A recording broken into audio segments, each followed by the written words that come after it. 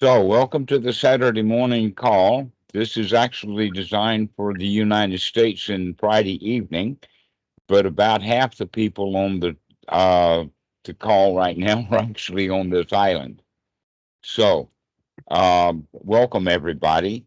Al has asked a question about um, non-dualism and dualism. And the first thing that I want to say, and actually to emphasize it, is anyone who is talking about non dual is coming from duality. That when we speak of it, we always, in fact, when we're talking about the Dhamma, we're talking from unity. We're talking about how to get the mind unified. We're talking about how to come out of duality, but we don't use that kind of language. And that when people are talking about duality and non-duality, generally when they are talking about it, they have to be in the state of duality in order to talk about duality versus unity.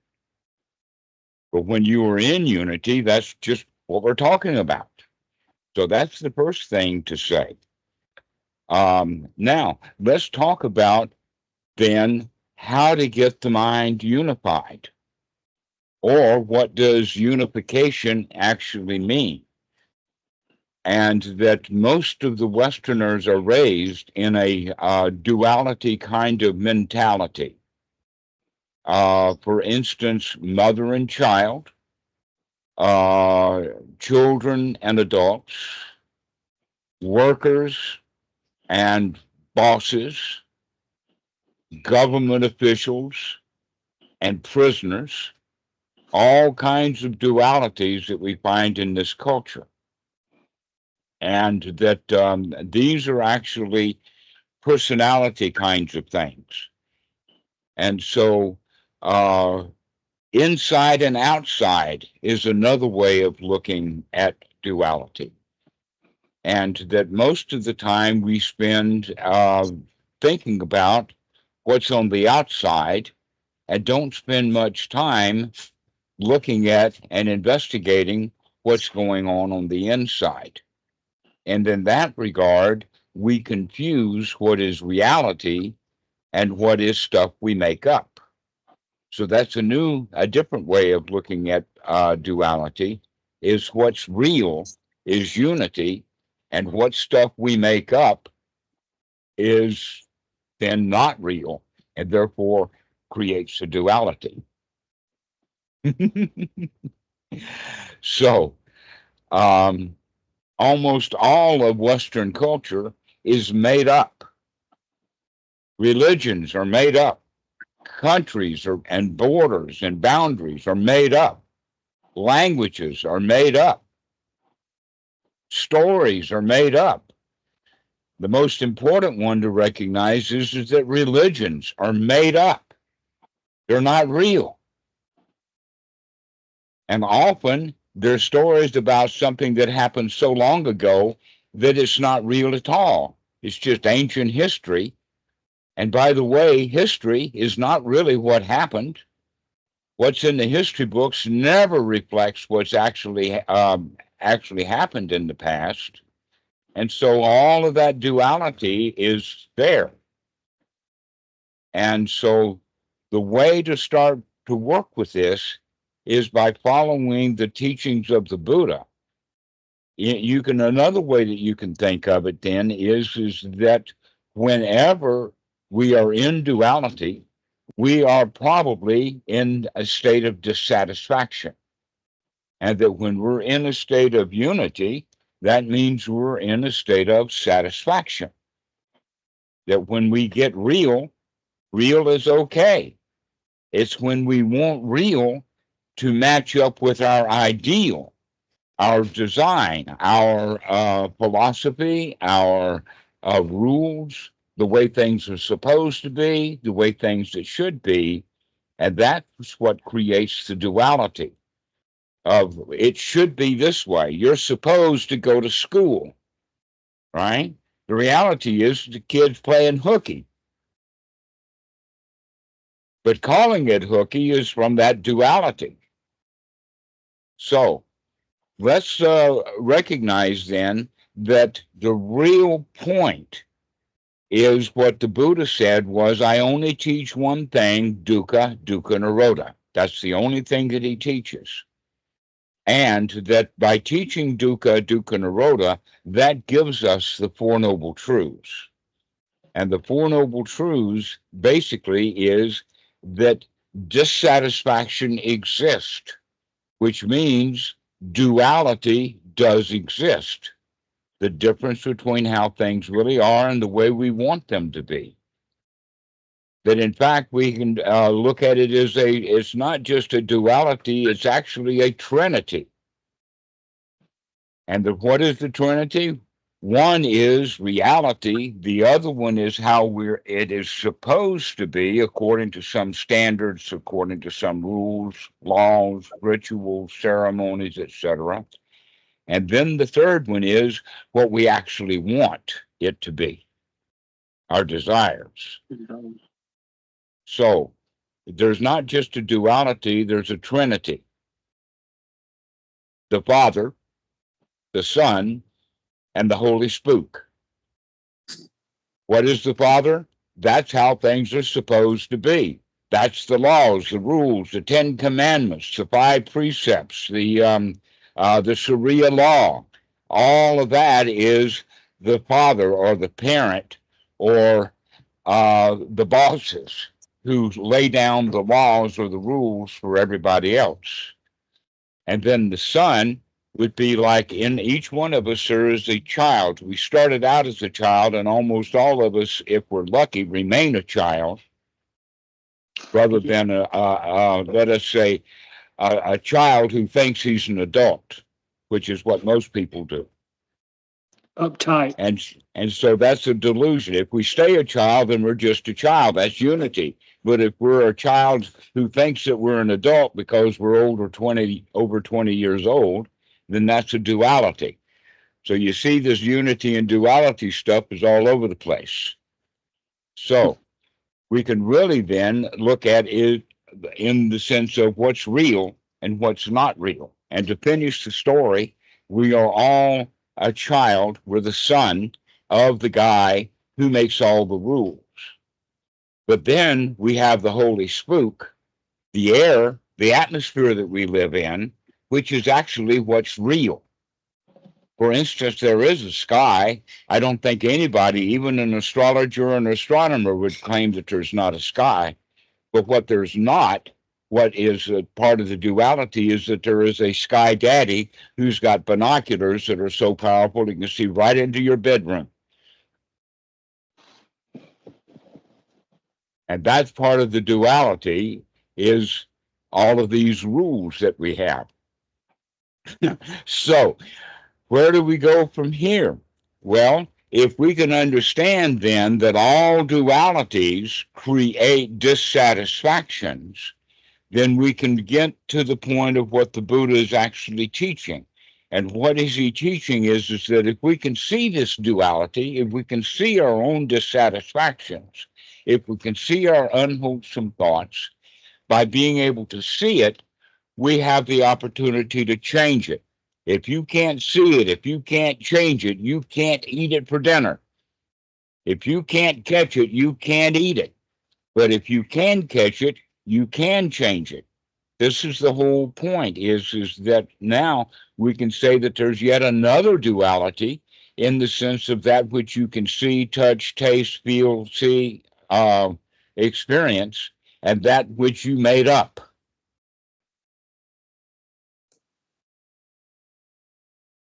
So there is the real, and we absorb the real through our senses. Now, let's look at a moment and recognize about thought is that when our thoughts are about what's real, which is in reality, then we're unlikely to be dissatisfied and suffering. But when our thoughts are far from reality, that would be dukkha. because the further away from reality we get, the more likely we are going to be dissatisfied with that reality that's so far away, because we've got our wants and our desires, and we've got our rules and how things are supposed to be. So that's dukkha, not real. Now let's look at the second noble truth for a moment, and that is, what is the cause of all of this dissatisfaction? And the answer to that is, in fact, a most important point. Because if you can understand this, then you will actually not have so much trouble. And that is that everybody, each one of us, creates our own delusions. We create our own dissatisfactions. We create our own desires, our own wants. We create our own rules, etc. That in fact, we create our own dissatisfaction. Now, if that's true about each one of us here on this call, that means that everybody out there is in the same boat. They create their dissatisfaction, which means then that you can't fix them. You can't do it. Only individual can change. The lucky part is that if they hear the Dhamma, understand the Dhamma, and start to practice the Dhamma, then they will be able to see what's real and see what's delusional, see what's duality. Funny, that word delusion and duality, aren't they very close together, the way that they're spelled? So if we can see that stuff, then we have an opportunity to change. We have an opportunity to get real. We have an opportunity, in fact, to come out of our dissatisfaction into a state of satisfaction. This is what the point of the second noble truth is that everybody creates their own dissatisfaction. You can't blame the devil. You can't blame God. You can't blame the tsunami. You can't blame an act of God for destroying your house. You've only got your own self to blame. And in fact, self-blaming is another duality. And then in fact, the blame game is duality.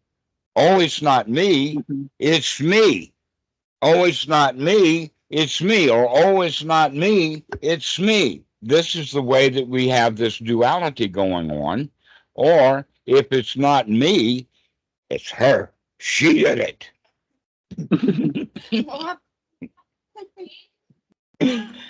So, this is the way that we create the duality, is by placing blame, which means that we are suffering or we are in dissatisfaction, but we didn't cause it, somebody else did. And the reality from the second noble truth is, no, she didn't cause my suffering, I did. She didn't cause my dissatisfactions, I did. So, at the heart of all of this second noble truth is that word delusion. We are deluded from reality when we think that all of our troubles come from someplace else. Oh, I'm unhappy and poor because I didn't get a good education. Or, oh, I'd be so much better off without the IRS. Oh, I would be so happy if I didn't have a flat tire. In other words, look at all the different things that we can blame for our lack of happiness, rather than recognizing that we are creating that unhappiness. It doesn't come from the outside. We're creating it on the inside. So that's enough for the second noble truth. And the key to it is that you can't fix anybody but yourself, and nobody can fix you but you. And the way to fix yourself is by stop having these dualities inside and start having a unification of your own mind. So To get into the third noble truth, the third noble truth is the understanding that being unified is possible, that you can come out of your dissatisfactions into a state of satisfaction. And in fact, you can do that immediately. That another kind of duality is that, oh, enlightenment is way off someplace. Oh, I've got such a far journey to take. No, enlightenment is just a change of attitude from I'm not enlightened to I am enlightened. Just make that one little change from your duality into reality. And so the dukkha nirodha is exactly that. It happens immediately, and yet the way that most people see Buddhism is dukkha, dukkha, dukkha. Let me look at this dukkha. Let me inspect this dukkha. Let me take it apart and check the inside of it. Let me check, oh, this dukkha is related to that dukkha. Oh, and that dukkha is like a chain of beads. Let's go chase that dukkha right down the dukkha hole. And some people will spend 50 years in meditation still in discovering yet more dukkha. When all we really have to do is to make that change. Oh, dukkha, out of here. I'm going to be happy instead. I'm going to be satisfied instead. That's all there really is to the teaching of the Buddha, is your choice. Bhikkhu Buddhadasa was really big on that point, that your karma is not like the karma machine, like actions and results of actions and all of that. Basically, what is your karma, what you have to put up with is your past, because you keep repeating it over and over again. It's just a matter of choice. And your choice is yours. Are you going to go with your karma, or are you going to go without it? And when you're without the karma, when you're without the karma vipaka or the karma phala, which is the results of your actions, then you're in unity. When you have karma and karma vipaka, or karma and karma phala, by the way, the word vipaka and phala here have to do with the result or the fruit. So karma vipaka means your actions and the fruit of the actions, and karma phala is actions and the fruit of actions, a duality. The reality is that you can have actions that have no result. You're not looking for results. You're just having a time. All right. Here's an example of that: is the difference or the distinction between the word work and the word play. When we're working, we expect results.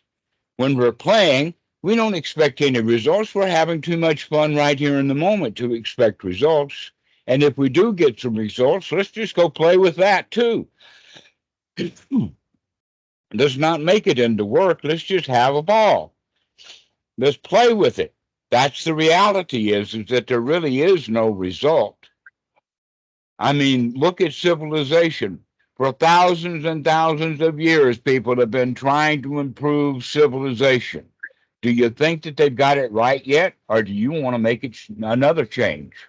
Yet another change. Maybe change it from a president to a king, or maybe making some other changes. Whatever it is, it's not good enough yet. And yet we have been working on trying to make civilization good enough, and it never has been good enough. Guess what? That's not your job. Your job is to not make civilization better. Your job is to make your own mind better. Let civilization remain in duality. That's their choice, or that's the choice that's made universally. Let's get our mind together. So this is the third noble truth, is that you can come into the state of satisfaction immediately.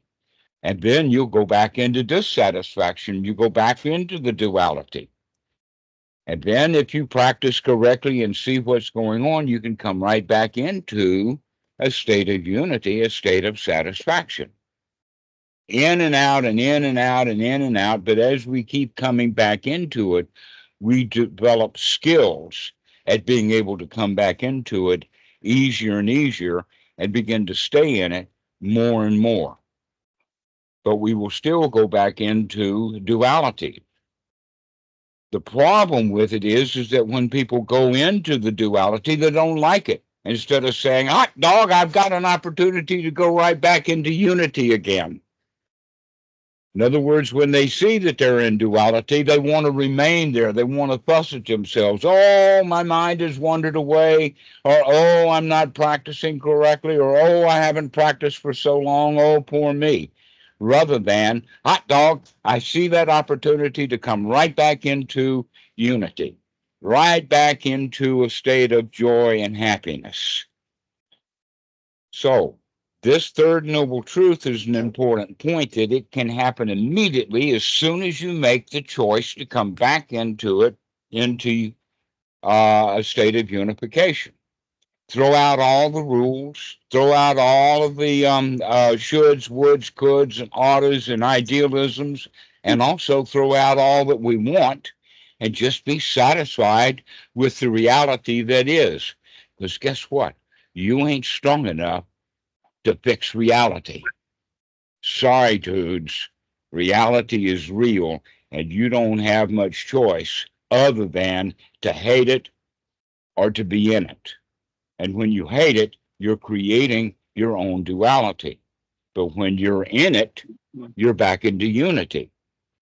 So the Buddha actually now created a method for us to come back into unification of mind. This is called the Eightfold Noble Path. But the word path is a duality. I use the word method, that you can apply a method and get immediate results, or you can be on a path forever. And that path then is duality, because it's taking you someplace that you're not yet. So let us imagine it like a door. The door to unity is right in front of you. And all you have to do is to put the key in, turn the lock, and open the door, and there you are. But most people see that door as far, far away. It's up into heaven, or maybe it's in hell, or maybe it's 1,000 miles from here, or maybe I got to die to get to that door. All this duality, you see, is putting the door far, far away, where in fact that door is right here. This is why it's not a good idea to call it the Eightfold Noble Path. That's a language mistake. The better thing to say is the Eightfold Noble Method, and we don't even need to have eight anyway. So let us just call it the Noble Method. So let's start investigating this noble method for a moment. And that is that there is another kind of duality. Past and future are dualities. In fact, again, there's a trinity. There is the past, there is the future, and then there is right now. And right now is where the unity is found, not in the past. The past is dead. The future is yet to be. In fact, it may not be at all. It may be some different future. But what's real is always right now. And so there is this word called sati, which has to do with remembering to be in the here now. A lot of our thoughts are thoughts about what we need to do. A lot of our thoughts about what happened. Then, in fact, what happened and what needs to be done is that past-future duality that we're often in, rather than seeing how things are right now. For instance, danger. We were in danger in the past, and we will be in danger in the future, so they say. But the reality right now is that everything is okay. The danger is not here right now. So if we're actually in the here now, that means that we're in reality safe. So if we can, in fact, come to this present moment, we're coming to unity. We're coming to reality. So the next thing is, well, what do we do once we get to reality? The answer to that is, let's take a look at it. Let's see what's real. Let's investigate both inside and outside. Let's see that, in fact, here we are in a state of unity, that you are not different from your environment. The breath that you're taking comes out of the environment, and when you breathe out, it goes back into the environment, that you can't do without your environment. So you are not separate from your environment. You're part of your environment. The Pali word for this, by the way, is idiopapajayata. And it means then that the reality is that you are the reality. You're in it. You're part of the mix. So this is how we would look at it on the outside, and that we can tell what is real through our senses: touch, taste, and then in fact, touch is probably the most important one, not vision. And yet most Westerners are in highly visual context. Dogs, however, are in highly olfactory. They don't want to look at it. They don't want to listen to it. They want to smell it. Have you ever given a piece of food to a dog? What does the dog do? He doesn't look at it and say, oh, that's a steak with broccoli and juice and all of that kind of stuff. He wants to know what that thing smells like. That's how they live their lives, is with the sense of smell. And yet humans are very much oriented towards the sense of sight. So you can see that, and I'll talk just a little bit about sexuality. That dogs do that with scent. They want to smell that butt. They want to smell what's going on. But humans, they want to see that bikini, even if it's a mile away. They're very optically oriented. But the reality is that we are in our environment through our touch, through our senses in this regard. That when we're uncomfortable, it's the touch that's uncomfortable. The chair hurts, or the bug is biting, or that we're scratching or itching or whatever like that. And all sensuality and sexuality have to do with touch. In other words, people who drive by the brothel don't get a whole lot of satisfaction out of driving by the brothel. They want to go in and touch things. So when we recognize that the reality is that we're in that reality, and the way that we experience that reality is both with touch as well as taste and feel and smell and sight. But the most important one really is the touch. Now there's a sixth sense, and what is that sixth sense is the mind itself. The mind creates a whole lot of stuff. Now, I'm not going to go into a great deal of detail, mostly concerning the issue of perception, but I will say that when we see something on the outside, we don't actually respond to what we see. We want to make a story about it. We want to put it in with the context that we've got. We want to make, let us say, it believable or be understanding. And I'll give the example of this. Out there, I see a tree. Now, everybody here, I assume, made an image of a tree in their mind. Why? Because you know what a tree looks like. Well, guess what? The tree that I'm looking at is not the tree that you invented in your mind. You invented the trees that you know of. The tree that I'm talking about is a fan palm. How many of you thought of a fan palm? How many of you had the image of that, or did you see a pine tree or a deciduous tree, one with green leaves, etc., like that? So that's what we mean by is that when we want to understand something, we make up a story about it. We make up an image. And that image is almost always different from reality, that we actually create a duality in the mind. So, how do we come out of that? Well, we started with the Eightfold Noble Path in the sense of investigating.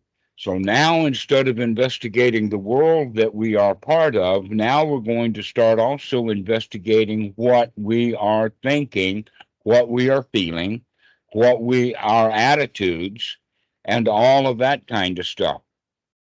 This is called the Satipatthana, or the Four Foundations of Mindfulness, and that we can begin now with sati to remember to be here now and to look at what's going on. And then we have a choice about what are we going to do. Are we going to stay in our duality, or are we going to come into unity? And we have that choice immediately available. We can see that this thought is an unwholesome thought, and we can immediately change it to a wholesome thought. Like, oh, I hate the IRS. They're just so meddlesome. And to guess what? The IRS is not here right now. Wow, isn't that marvelous? Another one would be, oh, I hate police. Oh, the police are likely to come break into your house. The police are likely to stop you on the road and frisk you down and maybe stand on your neck. But the reality is, there's no police here. Isn't that marvelous? Everything is okay.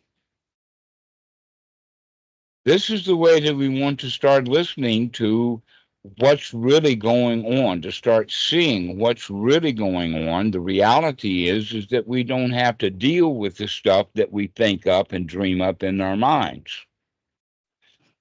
We can, in fact, make a change from that duality, all police are bad, into the reality, there's no peace here. And if the police is here, guess what? We create the duality by seeing that he is in a uniform, that he's a cop, that cops are bad, and we create that reality and we become afraid of the cop. But if we can see him as just a poor fool who is in a suit, and that's all, we can be a friend of his. You don't have to see him as a cop. You can just see him as a guy. He's just a human being. The reality is that he probably doesn't even like being a cop. Or that he likes being a cop because he likes being a bully and he likes to bully people.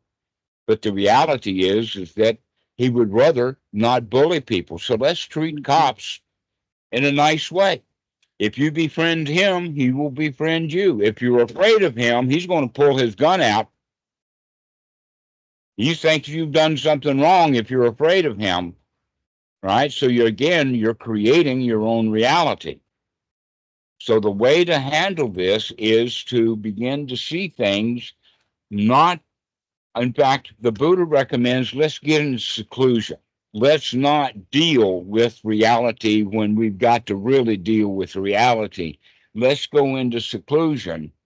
Let's get away from the world. Let's get away from it all, only to recognize by close investigation that we brought the world with us. And so now we have a different kind of seclusion to deal with. Seclusion physically to get away from it all, and then start getting secluded away from all of our beliefs and all of our thoughts and all of our memories and all of our past and all of the futures, and come to this very moment. Everything is okay. Everything is fine. Let's start living in that unity of everything is okay, everything is fine. Now, if we start doing that, we develop the skill of, oh, I don't have to feel bad. I can feel good. Oh, I don't have to have an attitude of a victim. I can have the attitude of a winner. If we keep practicing like this, then we will come to the point where we can say that no matter how obstructed the mind gets with dualities, I can come out of that and see reality and see the truth of the situation just as it is, that we're not caught in that duality. We can come back to a state of unity. So, the Eightfold Noble Path, or the Eightfold Noble Method, is something that we can do right here, right now. All we have to do is have the key, and the key is to remember. To take a look means to put the key in the door. And then to make a change means to turn that latch, and the door opens into reality. Immediately this happens. But we have to keep practicing it over and over and over and over again, because somehow or another we keep slamming that door in our own face. We keep going back into duality. It's our habit. And so we have to practice coming back again into reality and practice over and over and over again until we get good at it. And when we get really good at it, that's when the Buddha talks about the true unification of mind. The mind becomes unified and whole because it stays real.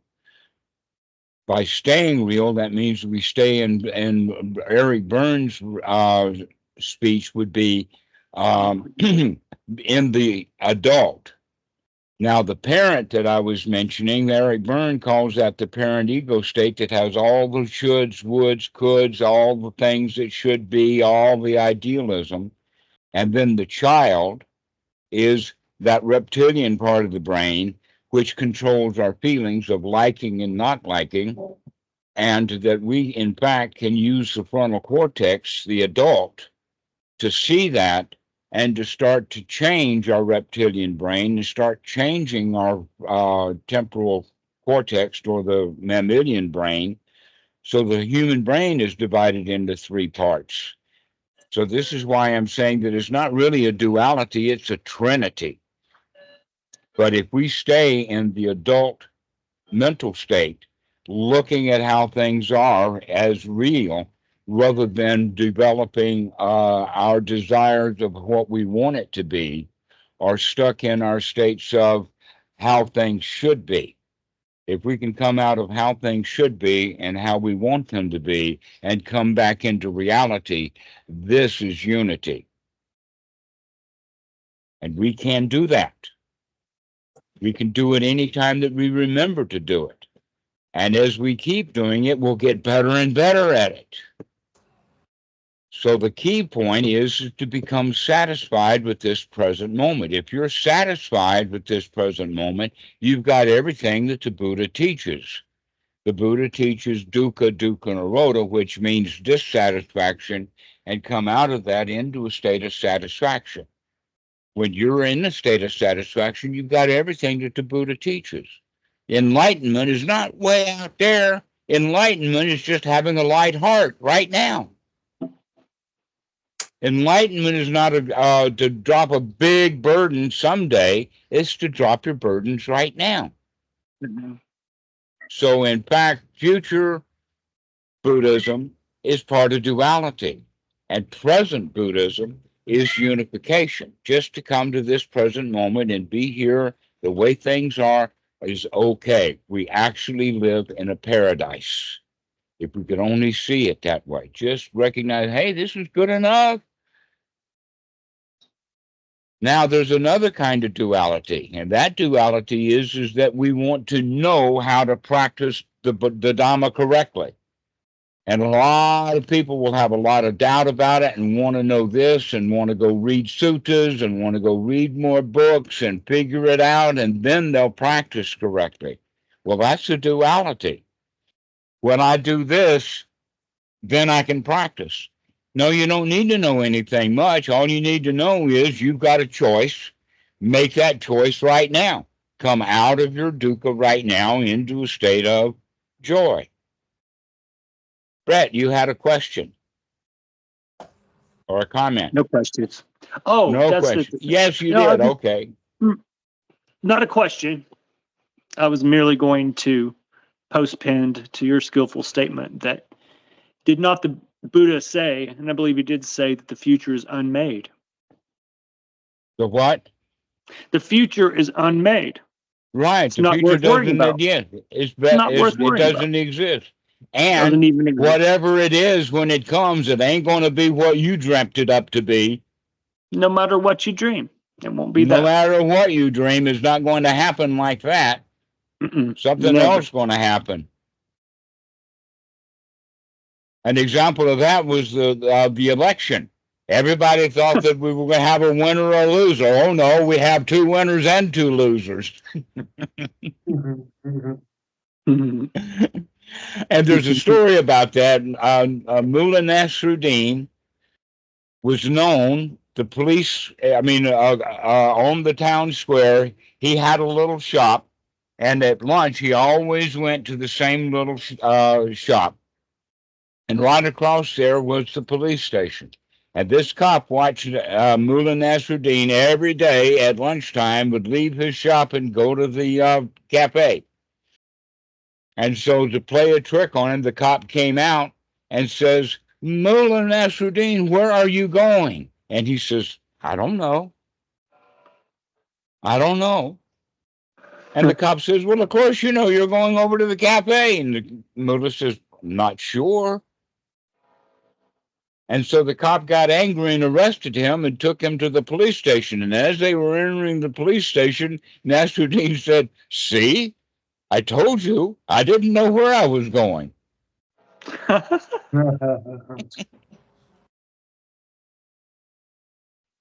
So this is what the future is. Just you've done it 1,000 times doesn't make that that's what's going to happen. So always have that statement about the future is not sure. Don't know what's going to happen. What we do know is that no matter what happens, I can handle it. Because the victim's attitude is, oh, I want to know the future so I can get ready because it may be terrible. But if we have that winner's attitude, I don't care what happens. I can handle it. Therefore, I'm unsure and I'm unconcerned about the future.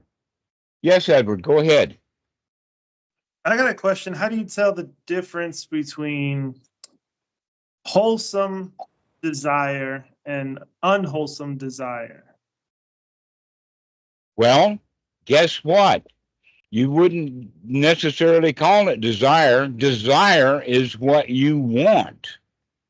And if you want something you don't have, it's not wholesome. You're in a state of suffering. You're in a state of dukkha. You're in a state of being dissatisfied. So I wouldn't say that there's such a thing as wholesome desire. That's almost like a duality. There is such a thing, though, as wise desire. And what we would mean by wise desire is let's only want things that are immediately available. If you want something and it's immediately available, then you get it, and then you got what you wanted, and now you're in a state of satisfaction again. So I would not say that there is such a thing as good desire, because good desires that you don't have is going to keep you in suffering. And you're lying to yourself when you say that you're good, because here you are in reality, you're dissatisfied because you didn't get what you wanted, even if you thought it was good. In fact, everything that we want, we think is good. It's not possible to want something that's bad. Even the kid who wants to sneak out of school, he knows that there is a rule against it. He will say, yes, it's bad to sneak out of school. But when he wants to sneak out of school, he thinks that sneaking out of school is good. So in reality, there's no such thing as a bad desire. We don't want bad things. We want to avoid bad things. The question is do we see how we create good and bad? Because good and bad is another duality. That in fact, we can go so far as to say that good and bad have a method of production. If you like something, if you want it, you will determine that it is good because you want it. And if you dislike something and want it to not be here, then you will automatically determine it to be bad. That's where all of the world's goods and bads come from. It comes from feelings of liking and not liking. The real wisdom is that liking and not liking makes up whether things are good or bad. All right, I've got several stories about that. One of them is that the farmer had a horse and a teenage son. The horse ran away from the farm. Was that good or bad? No answers. Okay. So the horse comes back with a mare. Was that good or bad? Now the boy decides that he's going to train the mare. Is that good or bad? When he's training the mare, he breaks his leg. Is that good or bad? While his leg was broken, the military came for conscripts, and they took everybody, every kid in town except him. They didn't take him because he had a broken leg. Was that good or bad? Now that he's the only boy in town, guess where the girls are going? Is that good or bad?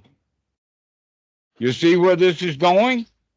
You can't determine whether things are good or bad because you don't know what the future is going to be. So how can we determine what's good and what's bad? All we can do is recognize what we like and what we don't like. And when we create good and bad, we're creating a duality. Rather than just living in, the horse ran away, the horse came back, the boy trained the mare broke his leg. The military came and they didn't take him. And now the girls want him, right? These are just facts. That's reality. The good and the bad of it is something that we make up. Mm-hmm. That's our delusion. That's when we create the duality. That's a good question. Thanks for asking. Mm-hmm. Did you catch my joke?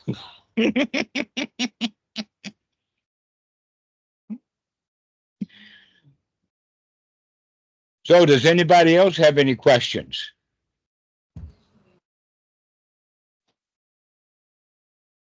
Brett, you're always good for a good question. None come to mind. Well, that's good. I'm going to tell that joke too many times. People are actually going to catch on. I guess I have a follow-up question. Yes. You said if you can't immediately get it, then it's if you can't what? If you can't immediately get it, it's unwise to want it, right? Mm-hmm. Could you be equanimous about wanting something in the future that's far away, like a house or something? Well, let it be far away in the future. But you could be equanimous, like it's okay if I get it or not. Right. Okay. So here's the way to look at it: is that I can be happy going out shopping for land because that's all I'm doing. I have no intention of buying land. I can just shop for it, and then I find a piece of land and I can start the process of buying it. But I don't have to have the goal of buying it. Maybe it's not going to work out. Maybe the banker doesn't want me to buy the land. But if I happen to buy the land, now what am I going to do? Well, I can just let that land sit. It's good enough as it is. And then the wife wants to build a house. Okay, well, let her build it. She wants to build the house. And so she goes and finds a contractor. But that's all she's doing. She goes and looks for a contractor, and she can do that happily. And if she finds a contractor, you see, you've got I want a house way out there in the future instead of looking at what we're doing right now, step by step. Pay attention to the steps you take. Not have the long goal, because that's going to lead to dukkha. Okay. But in fact, you can see that with the monks when they're out on bendabat. When they're out on bendabat, going on alms round, they're not intending to get food. They're intending to walk where they're looking and look where they're walking. And if there happens to be people standing beside the road that's going to give them food, then they can stop and turn and allow the person to put the goods in the bowl. But they don't have to want what's there. They can just allow it to happen. And then they continue on. And maybe they didn't get anything in their bowl that they wanted, but they got enough to eat. So this is the way to start looking at it, is to look at what you can do right now. Stay in the present moment. Because wanting things you don't have is going to cause dissatisfaction. So don't want things that are far away, only want things that are really close. One step at a time. All the way down to, I don't want to get that loan from the bank. I just merely want to get out to my car. Good, I got to the car. Now what am I going to do? Well, I'm going to crank it up. It may not crank up, but it did crank up. So now I can start driving, going in the direction of the bank. I may not make it to the bank, but that's okay. I'm just going in the direction of the bank. If I don't make it to the bank, that's okay. And then let's say that I make it to the bank. And now the banker's really busy because there's 10 guys who's wanting a loan. If I really want that loan, I'm going to be miserable while he's dealing with other 10 people. But in fact, I can go to the coffee shop, or I can sit in the office. In fact, I can have a whole lot of joy at looking at the interior of the bank, especially since I've been there before, and I can compare, oh, they moved that chair, or that mural has been changed, or maybe that door is open now, and the last time I hear it was closed, and just stay in the present moment. And then when the banker is there for you, you can talk to him without any expectations of him saying yes or no. You can just present what you've got to say. So breaking everything down to tiny little pieces that you're doing right here, right now, and doing it with equanimity. But if you want that house way off into the future, then that's the desire. And you say, I would be better off with that house, which means that you're not good enough right now. That's the dukkha. That's the dissatisfaction right there. So the wise way of doing it is want things that are immediately available to you, and forget about the long-term plan, or not necessarily forget about it, but stop wanting it. Does that make sense for you, Edward? Yeah. Anybody else? Alexander, this fits in with what you've been talking about. What do you think? I think it sounds like a better way to go. All right. Does anybody else have any questions? How about you, Lawrence? Yeah, this sort of sounds familiar. I mean, I've heard a lot of similar, what do you call it? I don't know, philosophy, or I don't know. Yeah, it's all good stuff. Philosophy, by the way, is trying to make sense out of something that you don't know. It's kind of better just to not know it. Yeah. And modern philosophy is not philosophy at all. It's reading books about philosophers who are all dead now. Well, Jimi Hendrix still lives on, though. He's dead. But I was just listening to him. No, you were listening to a recording. So anyway, what's your question? Oh, question? Oh yeah, you know, I don't know. I was thinking about Buddha. Didn't like was Buddharama the founder of Zen? I don't know. Well, I don't think that there was one person finds anything. so when Buddharama went to China, he met with the emperor, and Are you talking about Bodhidharma from the 5th century? Yeah. Well, he never went to Japan, and Zen is a word they use in Japan. So you couldn't say that he founded Zen. He went to China. Chan. But the word Chan came later. But they say that Zen is the Japanese version of Chan, right? Yeah, but Chan actually has an Indian word. It's actually the word for John or Jhana. Yeah. But anyways, so Buddhadharma, he went to China and he met with the emperor, and the emperor said, I built all these temples and I'm promoting Buddhism, so what merit have I got? And the Buddhadharma said, there's no merit. There's no merit. So then the emperor became angry, and he says, well, who are you? And he says, I don't know. Okay. That's right. You don't know who you are. That in fact, you might have a personality, but your personality is not fixed.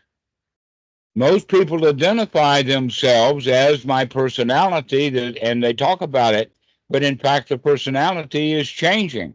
And if you're an old Dhamma dude like Buddhadasa, then it's changing so much that you can't even pin yourself down. Here's an example of that. You today, this afternoon, or tonight, or maybe tomorrow, write down as much as you can on a piece of paper that defines who you are. Put it away, and next month come back and do that same task a second time. And then a month later, bring those two pages out and compare them to find out that you now don't agree with either one of them, and they're both in disagreement with each other. Because why? Because you've changed. Even in a month's time, you change.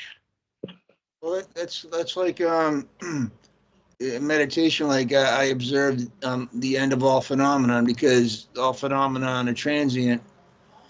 So I can just imagine like everything is transient. It's kind of a scary thing sometimes. Right. I'm interested in that word phenomena because there is no such thing as phenomena. What there is observation. Well, a phenomenon is like I'm here, but tomorrow I'm not. I could be somewhere Well, else. how do you know you're here? I assume. Right. That's an assumption based upon an observation. So, in fact, it's both observation and perception, not phenomena. But it's kind of abstract. So if I go for a job interview, I just pretend that I'm here, because if I said I wasn't here, then they might not hire me, though. I mean, right. But another way of doing it is that if you go to that job interview and have fun with the interviewer, he'll probably give you the job. hopefully. And if you go with the attitude, I'm on an interview and I got to do it right, he'll probably not give you the job. So don't go on interviews. Just go have fun. Go meet a new person who thinks that he's an employer or an HR staff member. Yeah, it's good to try to have fun, right? But I don't know if is fun a phenomenon or not, though. I don't know. I mean, it is based upon whether you are in a state of satisfaction and delight, or whether you're in a state of fear, trepidation, wanting something like a job that you don't have. well, yeah. And why do people go on interviews? Michael, answer that. Why do people go on interviews? It's because they want something. They want that job. And wanting that job is probably going to keep them from getting it. But if the guy can go on the interview just to have fun, to enjoy himself, then he'll probably get the job.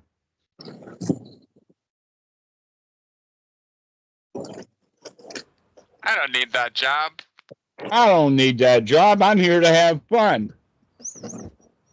I got a story to tell you. In fact, this is an old story from years ago.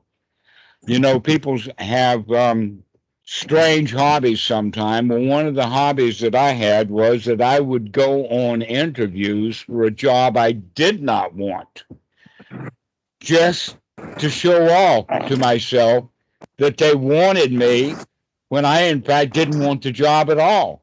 And I was pretty good at getting employed or getting a job offer and then turning it down.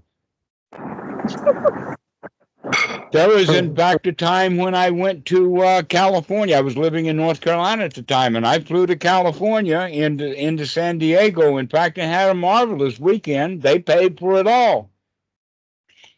And in the interview, they offered me a job, and I turned it down. I didn't want the job. Well, even if you don't want the job, if you interview, at least you're practicing, like you're talking and you're. Yeah, right. Yeah. That was an earlier me. I don't go on interviews now to get joy. I can sit right here at the desk and say, oh, yeah, I remembered I used to go on interviews just for the joy of getting the job that I didn't even want.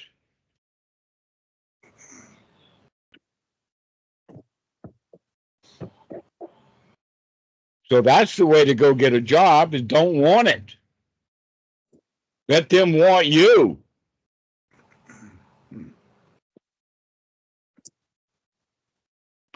Sorry, but you brought up jobs. I've been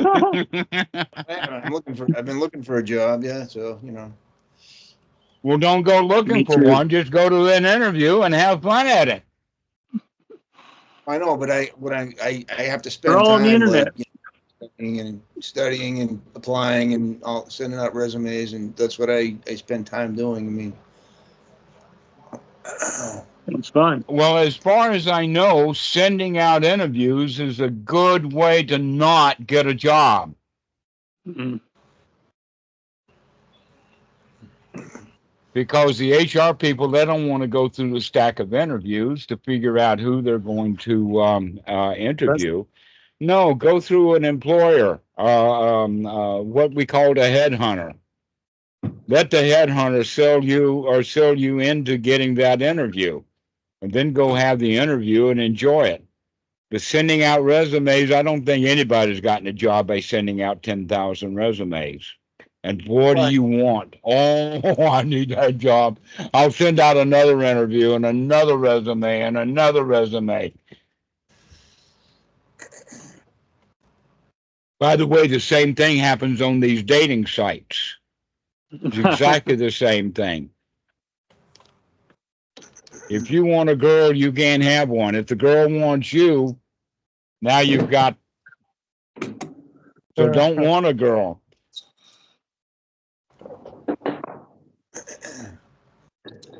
That's why the girls have all the boys chasing them. That's because the girls are trained properly. They're trained to not want a boy. The boys want the girls.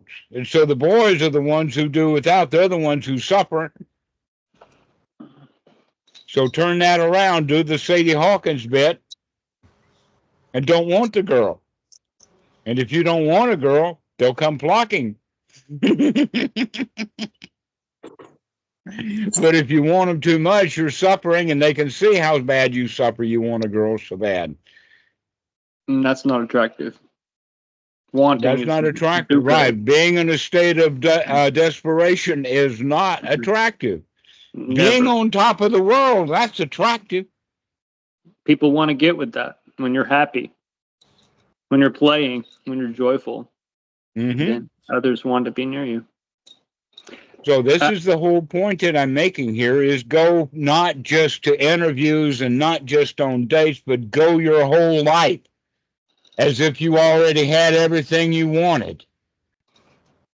Go to life being satisfied, and your life will be wonderful. And if you go looking for something and desiring something, you're going to be miserable. You're not going to get what you want.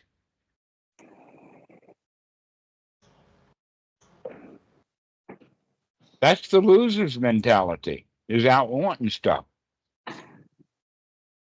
Yes, Fred, go ahead. Okay, this question is for Lawrence. You mentioned Kung Fu earlier, in karate or something like that. Do you practice martial arts? Well, I've been to a studio where Calvin Chin's studio, and he teaches Kung Fu and Tai Chi. I'm one of the oldest students, but I'm not one of the serious students. I haven't been in a while, but I want to start going again. I developed a problem with my foot. I like to hike, but I don't know if I might start going to martial arts again in the wintertime. I like going in the winter because in the wintertime it's hard to get motivated to be outdoors, so you end up going to the gym more. And I ride my bike for exercise, but even in the winter I ride my bike, and I don't. You know, you talk about having joy. I mean, I have joy that I'm riding my bike makes me healthy, but I don't really enjoy riding my bike when it's 30 degrees out, or I guess I try to, but you know, I don't live in the tropics here. So I'm just, I can have a positive attitude, say, well, at least I don't live in Alaska. I don't live in Siberia. Or you can bask in the enjoyment when you get through with your bike ride and you get home and you're in the warm house. But I wanted to ask you, have you gotten to the point? Sorry, do you need to? All right, well, let me interject one little point. Yeah. Let me interject one little thing. Please do. All right, Lawrence, you ride your bicycle and that makes you healthy is not correct. Makes me feel you ride the bicycle because you like riding the bicycle, and you're healthy because you like being healthy. If you didn't like the riding the bicycle, you wouldn't ride it. If you thought you were unhealthy, you could ride a bicycle that you don't want to ride forever and you're still not healthy. Healthy is an attitude. Well, I mean, people can have multiple sclerosis and still have the attitude that they're okay. Yeah. I don't know what it and is. A whole lot of healthy people are out there going to the doctor one after another because they have the attitude that they're not healthy. Yeah, I don't understand how other people operate, but I know that if I get my heart rate going and I get moving on my bicycle, then I feel relaxed and I sleep better. I don't understand. Yeah, and here I am sitting on my butt, and I'm sitting on my butt, and I feel relaxed and healthy. And I don't need to ride a bicycle to be relaxed and healthy. You are using the bicycle as an excuse for you being okay and healthy and relaxed. Maybe I'm like a Martian or something. I don't really fit with Earth people or something. I don't understand it. Well, what I'm getting at is your attitude is more important than riding the bicycle. Because people can ride the bicycle and still feel miserable. And yeah, I mean, that's a psychological aspect of like your state of mind. But I don't know. So this is what we're practicing here: is change your state of mind. Bicycle optional. Right. Generally, though, I feel like it helps me to ride a bicycle. I can't totally explain it, but well, you haven't even tried not riding a bicycle and still being healthy. You've already gotten an addiction to the bicycle makes you healthy. Seems like it. It's not the bicycle makes you healthy, it's your attitude. Now, if you say, oh, because I haven't been riding my bicycle, I'm not as healthy, that's still a change of attitude. It's not the bicycle itself. You're using the bicycle as a method for feeling good, which is the 1-2 punch. This is the duality. It's not the bicycle that makes you healthy. It's your own mind that makes you healthy. This is the unification we've been talking about this whole hour. Yeah, I mean, I guess, but so it's a body mind thing, kind of in a way. But I don't know. I mean, I was gonna say, I know what you're saying, but I was gonna say, like, I ride my bicycle for an hour and then I take it. It makes me tired, and then I have a nap, and that nap just feels good, like,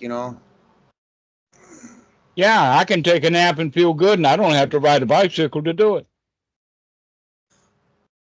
Well, that's really amazing. No, it's practice of the Dhamma. It's not amazing. I'm not in a maze.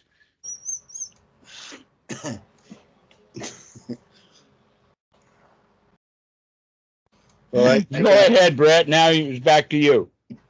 Yeah. So, Lawrence, the thrust of my where I was headed with my question or comments was that, have you gotten to the point where you've sparred with opponents yet in the dojo in your karate, kung fu? Well, because that can be a movement of play. In other words, you don't have to win or even be concerned with winning, and then you can't lose. In every fight, have joy, take it upon it as play. You don't have to be uptight, no worries. Yeah, you're going to get hit, maybe. You're going to get kicked. That's part of the game. And not like you're trying to avoid getting hit. You're dancing, you're having fun. You're joining with your opponent. It's play. And I think if you do that, there's nothing you can't accomplish in that and enjoy it in the process. And you can transform that, and it won't be caught on a duality of win, lose, praise, blame, pass, fail. It'll just be play and enjoyable. and that's Dhamma. Am I wrong? Yeah, I mean, Chinese martial arts is described as a soft martial art, and it's like an exercise, like in a way. I think karate's more of a hard martial art, although I don't know about Aikido, as far as I know. But I think there's an interesting thing about Kung Fu and Tai Chi is that there's all complex movements in the body. So you're supposedly activating, you're moving your body in ways that you normally wouldn't. Like if I go surfing, I'm just paddling with my arms. If I ride my bike, I'm mostly moving my legs. When you do Kung Fu, you're moving all different parts of your body. And I'm 62. I consider myself too old to be fighting anybody, but I did get attacked in a bar a number of years ago when I was at my friend's band was playing. And I didn't really do any moves. I just decided I was going to pretend that I was Jackie Chan or somebody, and I didn't really know what I was doing, but it looked like Kung Fu. And then I got thrown out of the bar. I was on top of the guy hitting him, and I was saying, "Get this guy off me!" But I was on top of him hitting him, and I was yelling, "Get this guy off me!" And so I got thrown out of the bar, and that was the end of that. But that might have been an attitude that the mind is the forerunner there. So that might have been your attitude. Lawrence, I have a surefire way of winning every bar fight. Don't go to bars. I don't go as much. I mean, at my age, I don't go. No, here's what I'm saying. If you don't go anywhere near a fight, you've already won. Well, I play. I'm a musician, so I play guitar. So I sometimes I want to go see a band, but I would rather stay out of trouble. I don't know why this guy attacked me. Anyways, he just didn't like the way I looked or something, and I never even saw him before. Yeah, What I those are was the kind of referring to people is you want to sparring stay on the mat. away from. Go ahead, Brett. I was just referring to sparring in the dojo on the mat, not actual fighting. But yeah, sorry about that. They do sparring at the martial arts academy. I don't even do the sparring stuff. I just do the move. I do the movements and stuff, and it's so complicated, all this martial arts. I'm not. Some people at the school, I mean, they go to Hong Kong and they get on the planes, and I kind of go to class once in a while, and then it's warm out, and I go somewhere else. And when it's cold out again, then I'm like, I can't go. It's too cold to go for a hike, so I'm going to go to the martial arts studio or something, like or whatever it may be. So I find it interesting. I actually have an interest in the Buddhist connection to Kung Fu. A lot of the people that they don't really go at it that angle. I mean, I thought it was interesting about Buddhadasa, and I did a Toastmaster speech on Buddhadasa and studied some of that, and I gave a speech on Buddhism and all the different types of Buddhism and how it's connected to martial arts and so on. Actually, Buddhism is not connected to martial arts. You could say that martial arts connects itself to Buddhism. Yeah. But a good Buddhist doesn't get into fights. Mm-hmm. A grand master at the dojo, whether it's Kung Fu, the grand master also doesn't get into fights. The grand master does something else. He doesn't get into fights. What he does do is that he plays. Mm-hmm. He teaches. He does katas. You still get but arrested. he doesn't fight. Now, let me continue with this for just a moment. Dojos and what we have nowadays is what's called a sport. In the old days, the martial arts was real in the sense that it was warfare. And generally, the way that it worked is the first punch, somebody dies. The whole fight is one punch. Sports is punch after punch after punch that doesn't work. Now, the point is that a lot of people, I mean, let's take it, the example would be kittens. Roll and tumble. Little puppies, they'll roll and tumble. Lion cubs will roll and tumble and play at fighting. children role and play at fighting. Real warfare is different from going to the modern dojo, because the modern dojo is now a sport, which actually they call it a play. They play at it. They don't hurt each other. That if somebody gets hurt, the fight is kind of over. And so the whole point is that it's your mentality. If you have the mentality of playing, then you can be like the kittens and just play. But when you start to make it real, that's when it goes bad. For instance, two children can play chess, but if one of them grows up to be a grand master, then now it's real. And they've got emotions in it. And they'll harm each other. They'll play psychological games with each other. Same thing happens on the football field. When the kids are playing football at the age of 5 and 6 and 8 and 10 and whatnot, it's still a game. But the NFL is not a game. That's war.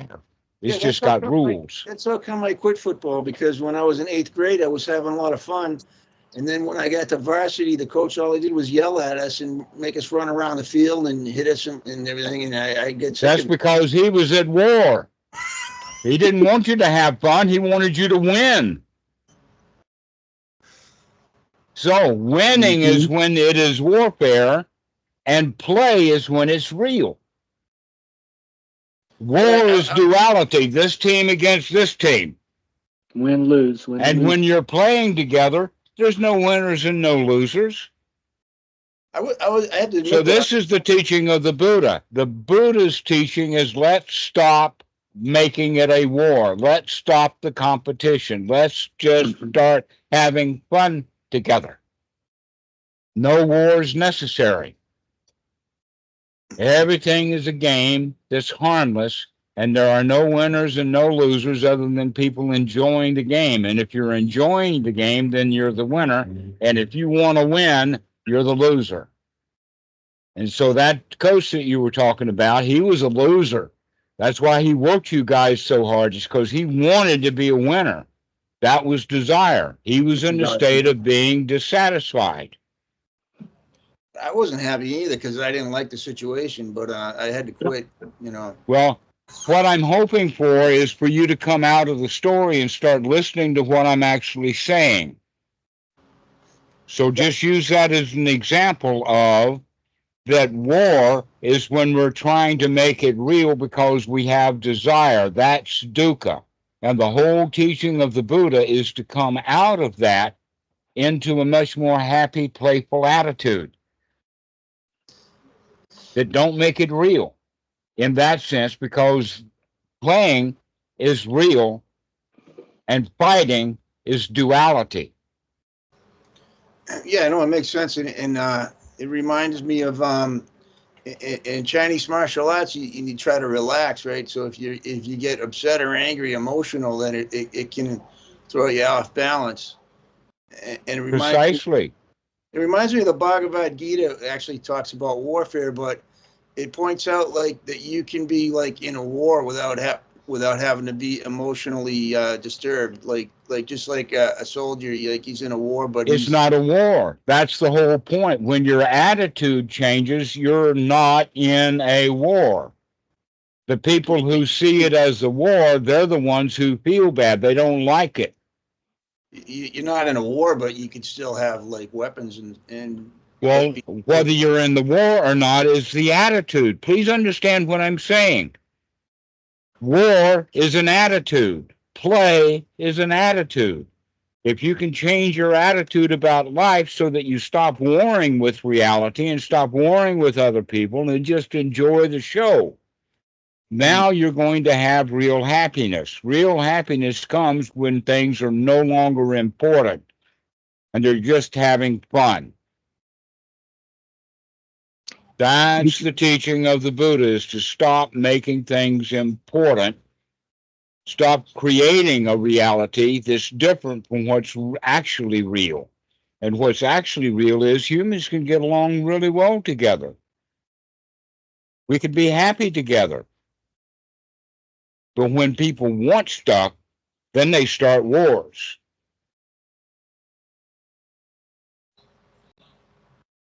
And this whole planet doesn't need a war. We don't need one tank. We don't need one missile. We don't need one nuclear weapon. We don't need any of that stuff. But the reason why they exist is because people want stuff. And when people would stop wanting stuff and just be happy, we wouldn't need any war machines at all. We wouldn't need police. We'd just all get along together happily. But that's not going to happen. There's going to be too many people who have that attitude of I want, and I want, and I want. We're taught I want. Children dress up in military uniforms. They're taught to be patriots. They're taught to want stuff. Who are they taught to want stuff by? The ones who want stuff. Just like that coach that you were talking about. He wanted something. And because he wanted something, he was miserable. And good, he made you miserable and all the other students miserable also. And he could have been happy. He could have sat at home and watched NFL and had a ball. But oh no, he's out there wanting to win some game of his own. And so when we can come out of that wanting and out of that desire, and oftentimes the grand martial artist is the one who finally comes to the point that he doesn't want to fight anymore. It's only the idiots that are the students who want to fight. They're the ones who want to know the martial arts. The ones who are grand masters at it, they don't want to fight anymore. They're having too much fun enjoying their life. So, can you start, Brett, can you start just enjoying your life and stop the war in your own Already mind? do. Yeah, that's the duality, is wanting to win, wanting to have a war. And unity is when everybody's already won. There's no problem. How about you, Alexander? You ready to stop the war between you and your wife and everybody else? Yes. Yeah. How about you, Dhammadas? You're ready to stop the war and just be happy. Yeah. Yes. So Hi, I know Dhamma. that this, Lawrence, is new to you, but this is the way of the teaching of the Buddha, is to stop wanting stuff and just be happy. Stop creating the duality of winners and losers and just get along. Everything's already okay. Not a problem in the world. Everybody is okay.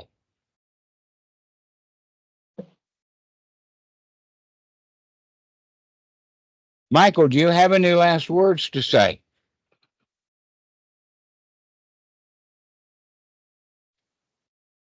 Just a piece. Brett, you got your hand up. What's your last words? One thing we don't have to want, because it's always here until the day we die, is this very breath. And it's really nice. Yeah, this is the only thing that we need, is the next breath. That's the only thing that we need. Everything else is optional. All right, guys. Well, thank you so much. This has been a good talk. I especially appreciate your input, Lawrence. Yeah, thanks. Good to talk to you. Thanks, man. Nice to meet you. Yeah, everyone watching this on YouTube, come join our Discord groups and our Skype groups and check out our website. It's fun. All right. Thank you. We'll see you. Thank you, Dhammarato. Have a good one.